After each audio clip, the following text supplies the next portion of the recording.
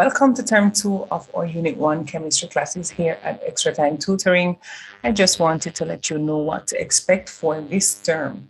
We will be starting off with Redox chemistry. And in Redox chemistry, we focus on the transfer of electrons in our reactions. We try to identify half reactions in which reduction and oxidation takes place. We also ensure that the students can combine half equations together to create your own full equation.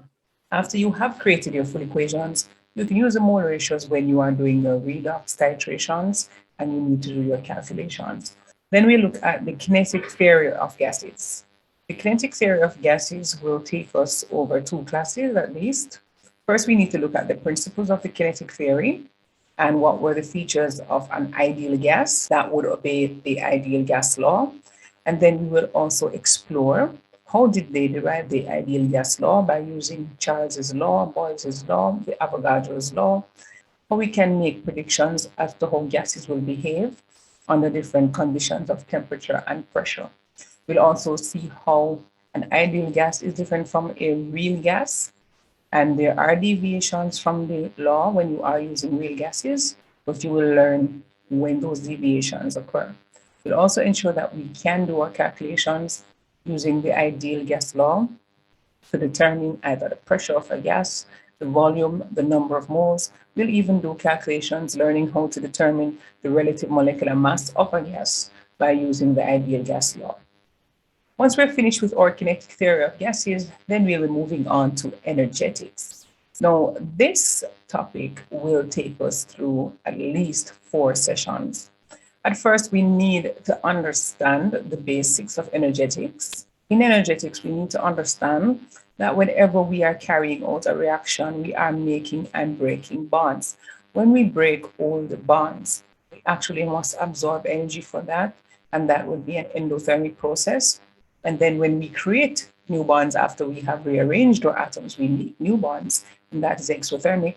Then we need to see what the entire reaction will turn out to be, endothermic or exothermic. We will understand the principles, how to construct our energy profile diagrams, and how to do simple calculations, calculate the enthalpy of solution. Right, those are experimental procedures that you will learn how to do, and also how you can calculate your enthalpies from those reactions. But as we proceed, we will go deeper into this topic. So we have to teach you how to apply Hess's law and how to construct your Born-Haber cycles. Now, once we are finished with our energetics and we are comfortable with this topic, we'll head for the next topic called rates of reactions, otherwise known as reaction kinetics.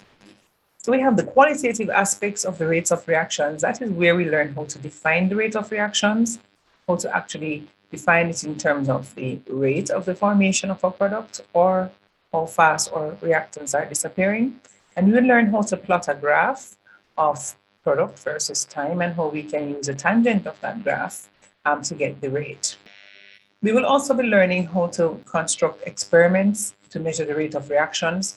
We will be seeing how we can monitor the rate of reaction by looking at any physical property that changes as the reaction proceeds. So if you are doing a reaction in which a gas is being evolved, you can monitor that reaction by collecting the gas and look at the volume of the gas produced per minute. Or if you are doing a reaction in which you are producing color, you can use color intensity with time to monitor the rate. You can also look at the reactions in which there is a gas being formed and allow the gas to escape. And then you look at the decrease in the mass of the apparatus with time. You'll be taught how to determine the rate experimentally based on the type of reaction you are doing and what physical changes you are expecting to get. Once you are good with the qualitative aspects, then we will move on to the quantitative aspects of our rates. Now, we want to teach you how to determine your own rate laws and how to actually use your rate laws for calculations. Rate laws essentially allow us to see what is the relationship between the concentration of a reactant and the rate. It also shows us what would happen if we change the concentration of reactant. How will the rate change? In order for us to have a complete rate law, first have to determine the order with respect to each reactant to see if it is a situation where there is a first order relationship, where if you do anything to that reactant, the same thing will happen to the rate. There are times when there is a second order relationship, that anything you do to the reactant, there will be a square of the change for the rate. And there are some reactants which are zero order. For those reactants, they do not have any effect on the rate whatsoever. Now, once we are comfortable with using our rate laws, we will be able to also look at reaction mechanisms. Most reactions proceed in a series of steps and it's not done in just one step. And as a chemistry student, you should be able to look at a rate law and try to propose a mechanism for a reaction. And the key thing is to make sure that the step that is the slowest step in your mechanism is the one that aligns with your rate law. So we'll teach you how to do that. And then finally, we will teach you about the Maxwell-Boltzmann curve. So the Maxwell-Boltzmann curve shows you how a change in temperature causes you to have more frequent collisions and have a greater rate. It also shows you how an enzyme lowers the activation energy of a reaction and therefore increases the fraction of particles that can collide successfully. Now, after we're finished with our reaction kinetics, we will then look at chemical equilibrium.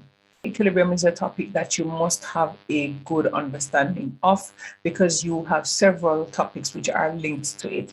So we start off first by learning the principles of chemical equilibrium, which is that we teach you how to actually set up an equilibrium. What are the features of a system that is in equilibrium? We teach you how to see if a system is in equilibrium. We'll then teach you about the Chatelier principle. Now, this principle essentially guides you as a student to make predictions as to how a system will behave when it is in equilibrium and then it is in. Helps you to predict how the system will react, and the system is going to try to get back to a new state of equilibrium. Then we'll also be looking at our calculations for how to calculate our equilibrium constants. So if you are supplied with the concentrations of your substances, you should be able to work out an ICE table. Now, having learned about the principles of chemical equilibrium, we'll be looking at acid-base equilibrium. So it still falls under the principle of equilibrium in the sense that we are dealing with reactions which are not going to completion. There is a forward reaction and there's a backward reaction. So we find that weak acids and weak bases tend to go to equilibrium. And so we must use the same principles to predict how they behave. And then finally, on the acid-base equilibrium, you have to learn how to conduct an acid-base titration and how to predict the pH at the endpoint or at the equivalence point so that you can select the appropriate indicator for that reaction. Now, acid-base titrations have different endpoints or different equivalence pH values depending on the strength of the acid and the base that you're using. Now, these are the topics that we aim to cover in term 2. I'm looking forward to an exciting term, and you will be able to understand these topics clearly once you follow each week and you do your work and you do your past papers. You should have a good grasp of these topics, which these topics are all calculation based. You have to make sure you're doing constant practice so that you can always simulate the answer in an exam conditions.